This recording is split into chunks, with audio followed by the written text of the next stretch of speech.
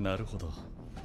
騒ぎのわけはこれ。ऑलराइट guys, स्वागत है आपका इस वीडियो में। तो फाइनली यहाँ पे सोलो लेवलिंग सीजन 2 का एपिसोड नंबर 4 आ चुका है और ये एपिसोड मैंने ऑलरेडी अपने टेलीग्राम चैनल पे डाल दिया है, इसकी लिंक, तो वहाँ पे जाके आप ये एपिसोड देख सकते हो। सारे फाइट सीन्स देख सकते हो। वैसे ज़्यादा कुछ फाइट सीन है नहीं, बट स्टिल एपिसोड की शुरुआत में यहाँ पे जिनवू डीमन कासल वाले जो डंजन होता है उसमें से बाहर आ जाता है। अब आपको याद होगा उसको एलिक्सर ऑफ लाइफ बनाने के लिए जो 2 इंग्रेडिएंट्स थे वो मिल चुके थे।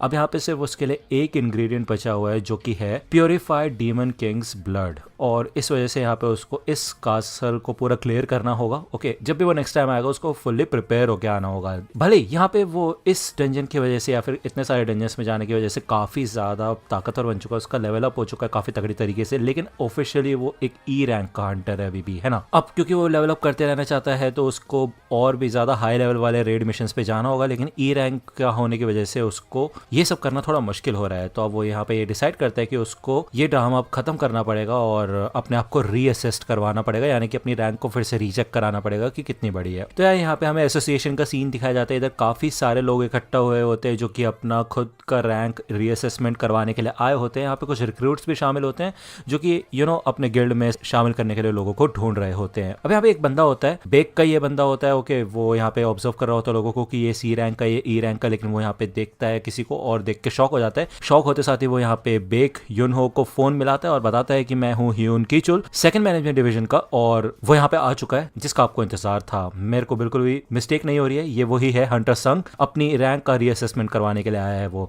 ओके, तो यहाँ पे जिनवो अंदर आता है, इधर 2 बंदे बैठे होते हैं हंटर्स, वो आपस में बातचीत कर रहे होते हैं कि भाई ई रैंक के हंटर्स को बिल्कुल भी भाव नहीं मिलता, उनको इनकम भी नहीं हो पाती, तो जब तक तुम्हारा जो रैंक है वो डी रैंक से ऊपर है ना, तब तक तुम्हें कोई ना कोई गिल्ड तो हायर कर ही लेगा और तुम्हारी इनकम भी काफी अच्छी खासी होगी। ठीक है, तो यहाँ पे फाइनली नेक्स्ट टर्न जिनवू की होती है, उसे अंदर बुलाया जाता है। यहाँ पे एक ब्लैक क्रिस्टल होता है, उसे टच करना होता है, लेकिन कुछ यहाँ पे एरर आना शुरू हो जाता है मशीन के अंदर। अब ये बंदी सोचती है कि यार ये क्या हो रहा है, वो यहाँ पे फिर से ट्राई करती है, फिर से एरर आता है। वो कहती है ऐसा कैसे हो रहा है, मतलब पता क्यों नहीं चल रहा कि तुम्हारी रैंक कौन सी है।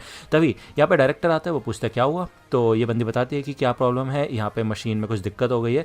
तो जब डायरेक्टर चेक करता है तो उसे समझ आ जाता है कि यार इस मशीन के अंदर कोई दिक्कत नहीं है, बल्कि इस बंदे का जो लेवल है वो इतना ज़्यादा बढ़ चुका है कि मशीन की लिमिट के भी ऊपर जा चुकी है इसकी मैजिक पावर। ठीक है ना, इसका मतलब ये है कि ये बंदा कंट्री का 10वां एस रैंक का हंटर है। और भाई ये तो काफ़ी कमाल की बात है, मतलब फाइनली अब रीअसेसमेंट पूरा हो ही चुका है, तो नेक्स्ट यहाँ पे जिनवू एस रैंक का हंटर बनेगा। यहाँ पे बाहर हमें जिनचुल का सीन दिखाया जाता है। इधर चॉय जोंग इन भी शामिल होता है। अब चॉय जोंग इन यहाँ पे बोलता है कि मैंने रेड गेट वाले इंसिडेंट के बारे में सुना कि व्हाइट टाइगर गिल्ड ने एक नॉन मेंबर को अपने रेड मिशन में पार्टिसिपेट करने दिया, और भाई वो बंदा बॉस को भी हरा के वहां से आ गया। बताओ तो मेरे को है कौन वो इंसान। तो जिनचुल कहता है वैसे मुझे पता नहीं, मैं वहाँ पे गया था लेकिन मैं जल्दी वहाँ से निकल गया था, मुझे सारी डिटेल्स नहीं पता है। ठीक है, अंदर से यहाँ पे काफ़ी आवाज़ें आ रही होती है, तो चोई पूछता है कि अंदर क्या हलचल हो रही है भाई। तो जिनचुल बताता है कि देखो यार, ज़्यादातर जो अवेकेंड वाले बंदे हैं ना वो अपने पावर का रीअसेसमेंट कराने के लिए आए हैं, तो इसी वजह से शायद शोरगुल हो रहा है, चलो मैं जाके चेक करके आता हूँ। तो चोई जोंगेन कहता है ठीक है फिर मैं भी चलता हूँ तुम्हारे साथ। अब ये लोग अंदर जो होते हैं भाई सबके सब शॉक हो चुके होते हैं कि ये वो बंदा है जिसकी मैजिक पावर मशीन भी नहीं नाप पाई। अब क्योंकि यार कोई आम बात नहीं है इस रैंक का हंटर बनना। ठीक है, तो जिनवो इन लोगों के सामने शामिल होता है और भाई इन सबकी फटी बड़ी होती है लिटरली। तभी यहाँ पे चॉय जोंग इन भी आ जाता है, रिप्रेजेंटेटिव हंटर्स गिल्ड का। जिनको इसे पहचान जाता है कि ये एक अल्टीमेट हंटर है और इसका जो निकनेम है वो इसी से पड़ा हुआ है। ओके, बेसिकली ये बंदा काफी कमाल का है और ये जो फायर वाले मेजेस होते हैं ना उनको कंट्रोल कर सकता है, मतलब इसने महारत हासिल कर रखी है इस चीज में। ठीक है, तो चॉय जोंग इन यहाँ पे आते साथ पहचान जाता है कि जिनको ये है वो बंदा जिस वजह से इतना हल्ला गुल्ला हो रहा है, क्योंकि इसका जो ऑरा है, जो उसकी मैजिक पावर है वो काफी ज्यादा खतरनाक है। तो यहाँ पे वो अपना इंट्रोडक्शन देता है कि उसका नाम क्या है, और वो उससे पूछता है कि क्या तुमने अभी तक कोई गिल्ड ज्वाइन किया है, अगर तुम चाहो तो हम थोड़ी बातचीत कर सकते हैं। लेकिन यहाँ पे जिनवो उसे इग्नोर करता है और वो कहता है कि माफ करना मैं अभी जरा जल्दी में हूँ। ये बोलकर वहां से गायब हो जाता है। चोई इधर जिनचुल से पूछते है कि हे क्या मैंने अपना इंट्रोडक्शन दिया था उसे, मतलब मैंने उसे बताया ना कि मैं हूँ कौन। तो जिनचुल कहता है हाँ आपने बताया तो था। तभी यहाँ पे पीछे से बेक भागता हुआ आता है। अब ऑब्वियसली बात है यहाँ पे बेक को इन्फॉर्मेशन मिल गई थी कि जिनवो यहाँ पे है, तो वो भाग के आया होता है उससे बात करने के लिए, लेकिन ऑब्वियसली बात है वो इधर लेट हो चुका है। चॉय जोंगिन को भी ये बात समझ आ जाती है इजीली, ठीक है, कि क्यों आया है यहाँ पे बेक, वो भी भागता भागता। तो यार वर्थ इट तो है संग जिनवो, उसको पता चल चुका है। लेकिन बेक को ये चीज बिल्कुल पसंद नहीं आती कि चॉय जोंगिन को ये बात क्यों पता चल गई कि संग जिनवो जैसा एक हंटर है यहाँ पे। ये तो काफी गलत सीन है। दूसरा यहाँ पे हमें जिनवो का सीन दिखाया जाता है जो कि अपनी मॉम के पास आके बैठा हुआ होता है। ओके, वो सोचता है कि मुझे ऐसा लगता है कभी कभी कि आप एकदम से उठ जाएंगे और मेरे से बात करने लगेंगी, लेकिन कोई बात नहीं, बस थोड़ा समय और मॉम, थोड़ा इंतजार कीजिए। यहाँ पे जब वो बाहर आता है तो जिनचोल इधर शामिल होता है। ओके, वो कहता है कि हमारा जो सर्वेलेंस डिवीजन का टास्क है ना, वो ये है कि हम मॉनिटर करते हैं हंटर्स को और उनको पनिश करते हैं जो लॉ को ब्रेक करते हैं। तो जिनको कहते हैं तुम्हें क्या लगता है मैं कोई क्रिमिनल हूँ, मतलब मैं कोई ऑब्जेक्ट हूँ जो तुम मेरे ऊपर सर्वेलेंस रख रहे हो? तो जिनचोल कहता है नहीं, ऐसी बात नहीं है, सर्वेलेंस डिवीजन बस हंटर्स को कंट्रोल करता है, कोई दिक्कत वाली बात नहीं है। तो बेसिकली वो यहाँ पे बोलता है कि आप तुमसे कोई मिलना चाहता है, इधर और कोई नहीं बल्कि प्रेसिडेंट होता है हंटर एसोसिएशन का, गो गुनही। वो कहता है कि क्या मैं तुमसे थोड़ी देर बात कर सकता हूँ? ये लोग यहाँ पे बैठते हैं, वो कॉन्ग्रेचुलेशन करता है जिनवो को कि वो एक एस रैंक का हंटर बन चुका है। तो बेसिकली यहाँ पे मेन टास्क उसका क्या होता है, मेन मोटिव क्या होता है, वो सीधा पॉइंट पे आता है। इधर वो बताता है कि हंटर एसोसिएशन काफी बड़ा है, लेकिन जो कमाल के हंटर्स है ना वो काफी ज्यादा कम है। ज्यादातर हंटर्स अच्छे स्टेटस और इनकम के लिए बड़े बड़े गिल्ड्स को ज्वाइन कर लेते हैं। ये जिनचुल जो है ये एक काफी अच्छा खासा हंटर है, लेकिन ये सिर्फ ए रैंक का है। मैं चाहता हूँ कि तुम हम में से एक बन जाओ। अभी तुम जानते होगे कि मैजिक बीस्ट का सामना हंटर्स करते हैं और 5 हंटर गिल्ड्स हैं यहाँ पे जो कि मेन है, ऑब्वियसली मतलब 5 ही है, ठीक है। और इन सब के बीच का जो बैलेंस है ना वो आजकल थोड़ा बिगड़ रहा है। अगर इस समय तुमने किसी भी एक गिल्ड को ज्वाइन कर लिया तो इनका बैलेंस पूरी तरह से बिखर जाएगा और ये पांचों के पांचों गिल्ड नष्ट हो जाएंगे। तो हंटर एसोसिएशन के तौर पे मैं चाहता हूँ कि एक 6th पावर आए जो कि इन पांचों गिल्ड से भी ऊपर हो। इसी वजह से मैं चाहता हूँ कि तुम हमें ज्वाइन करो क्योंकि तुम्हारे अंदर काफी ज्यादा ताकत है। तो बताओ तुम क्या सोचते हो इस बारे में। यहाँ पे जिनको सोचना शुरू करता है कि यार ये काफी बड़ा स्टेप होगा उसकी लाइफ में, मतलब यार गवर्नमेंट, मीडिया, सबके सब लोग जिनको के साथ हो सकते हैं और ऑब्वियसली बात है वो एक अलग तरीके की जिंदगी जिएगा, वो बहुत ज्यादा बेटर हो जाएगा। यहाँ पे गोगो उन्हीं की पावर को वो ऑब्जर्व करता है कि वो काफी ज्यादा स्ट्रांग है। मोस्ट प्रोबेबली यहाँ पे 80 साल का हो चुका है वो, और फिर भी इस एज में भी उसकी काफी खतरनाक फिजिक है और ताकत भी काफी कमाल की है। मतलब बेसिकली वो जिन्वो को मैच कर सकता है इस लेवल के ऊपर, लेकिन ऑब्वियसली बात है जिन्वो और भी ज्यादा लेवल अप हो सकता है, ये बात है। वो सोचता है थोड़ा इस बारे में, लेकिन वो इस ऑफर को रिफ्यूज कर देता है। तो यार गोगुन ही को ऐसा लगता है मन में कि यार ये बंदा भी लगता है फेम को चूज कर रहा है और पैसों को चूज कर रहा है, लेकिन तभी यहाँ पे जिन्वो बोल देता है कि उसको लड़ाई ज्यादा पसंद है, वो लड़ना चाहता है। तो जिन्वो कहता है कि मेरी जगह डंजन्स में ही है, मैं वहीं पे बिलोंग करता हूँ। तो ये सुन के गोगुन ही काफी ज्यादा एक्साइटेड हो जाता है, मतलब उसकी दिल की धड़कनें तेज हो जाती है।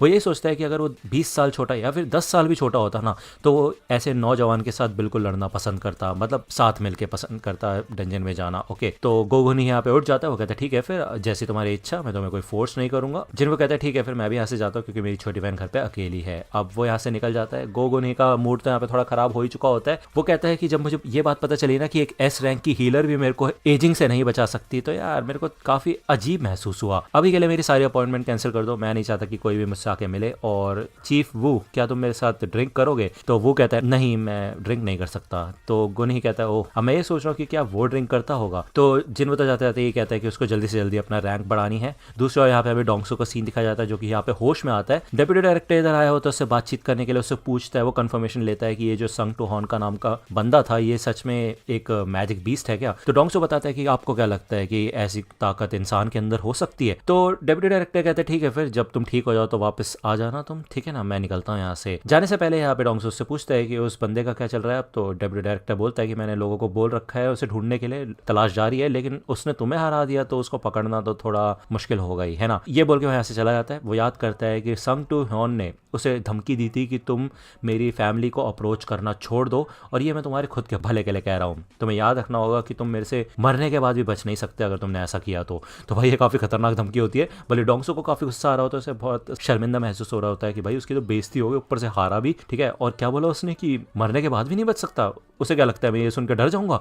मुझे अच्छे इक्विपमेंट्स की जरूरत है, मुझे एक आर्टिफैक्ट की जरूरत है जो कि उसको कुचल के रख सके। अब आर्टिफैक्ट्स क्या होता है? अब आपने देखा होगा जिन्हो के पास एक काफी कमाल का सूट था, वो आर्टिफैक्ट्स है और ये ही सारे मैन मेड आर्टिफैक्ट जिन्हो सर्च कर रहा होता है। और वो हमें बताता है कि जो हाई लेवल के इक्विपमेंट होते हैं ना ये इंसान ही बनाते हैं, लेकिन इससे काफी ज्यादा मदद मिल जाती है हंटर्स को। ओके, अब वो चेक कर रहा होता है, इनके प्राइसेस काफी ज्यादा हाई होते हैं और ऑब्वियसली बात है जिन्हो अभी ई रैंक का हंटर है, उसके पास अगर कोई खतरनाक सा वेपन आ गया तो लोग जरूर सोचेंगे कि भाई इसके पास ये वेपन कैसे आया। तो ऑब्वियसली बात है अगर वो एक बार को ए रैंक के गेट में भी गया होता ना तो वो एक्सक्यूज बना सकता था कि हाँ भाई उसको वहां से मिल गया होगा या फिर ऐसा कोई रिलेशन। तभी वो देखता है कि एक गिल्ड है जो कि रिक्रूट कर रहा है माइनिंग के लिए, ठीक है, एक माइनिंग टीम इकट्ठा कर रहा है, तो ये चीज वो नोटिस कर लेता है। दूसरी ओर यहाँ पे हमें ऑफिस का सीन दिखाया जाता है। वो इधर गुनही को सारी इन्फॉर्मेशन दे रहा होता है संग जिन्वो की, ठीक है ना, उसके बारे में बताता है कि वो बचपन से अपनी फैमिली का ख्याल रख रहा है, उसकी छोटी बहन का और उसकी मॉम का जो कि बीमार है, काफी टाइम से अपनी फैमिली को सपोर्ट कर रहा है वो।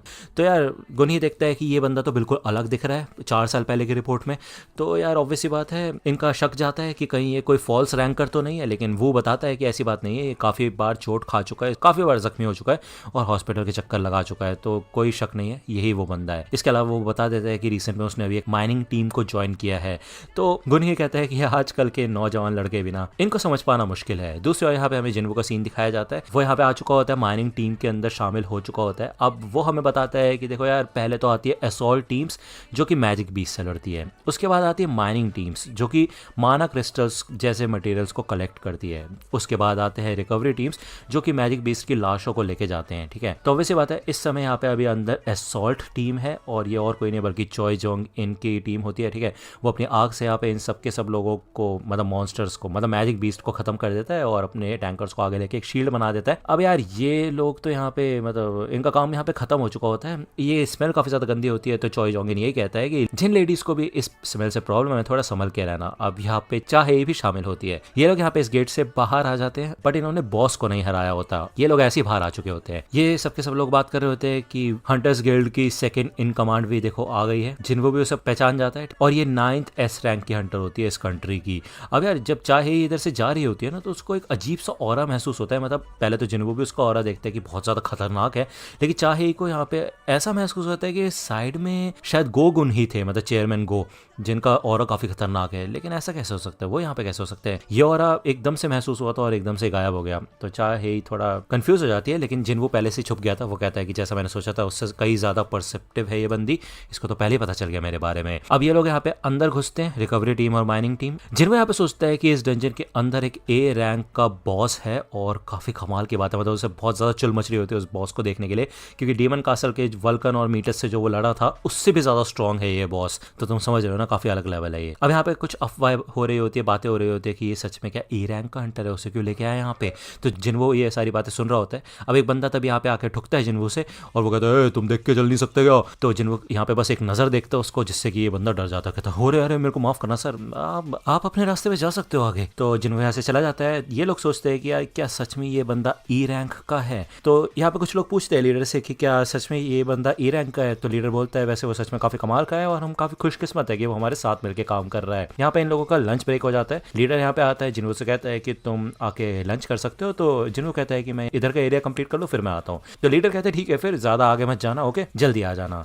यहाँ पे ये सब लोग चले जाते हैं। जिन्वो फाइनली अकेला हो जाता है और वो कहते हैं ये मौका तो मैं बिल्कुल नहीं छोड़ूंगा। यहाँ पे काफी खुश लग रहा होता है वो काफी टाइम बाद और आगे भागता हो जाता है जल्दी से जल्दी। इधर वो गेट पे आ जाता है। अब ये जो गेट होता है मोस्ट प्रोबेबली यहाँ पे बॉस होता है, उसको अंदर से ऐसा फील हो रहा होता है कि उसे बॉस के पास नहीं जाना चाहिए, उसे नहीं हराना चाहिए, क्योंकि ऑब्वियसली बात है उसके बाद गेट बंद हो जाएगा जिससे कि हंटर्स गिल्ड को काफी ज्यादा नुकसान होगा। लेकिन थोड़ा बहुत एक्सप्लोर करने में क्या जा रहा है ना। तभी यहाँ पे पीछे से आवाज आती है क्या कर रहे हो तुम यहाँ पे, और पीछे से चाह ही आ चुकी होती है, ठीक है। वो पूछती है मैं आखिरी बार पूछूंगी तुमसे, बताओ क्या कर रहे हो इधर तुम। और भाई अब तो पता नहीं क्या ही होगा। एनीवे, अगर आपको ये एपिसोड पसंद आया तो यार लाइक करना।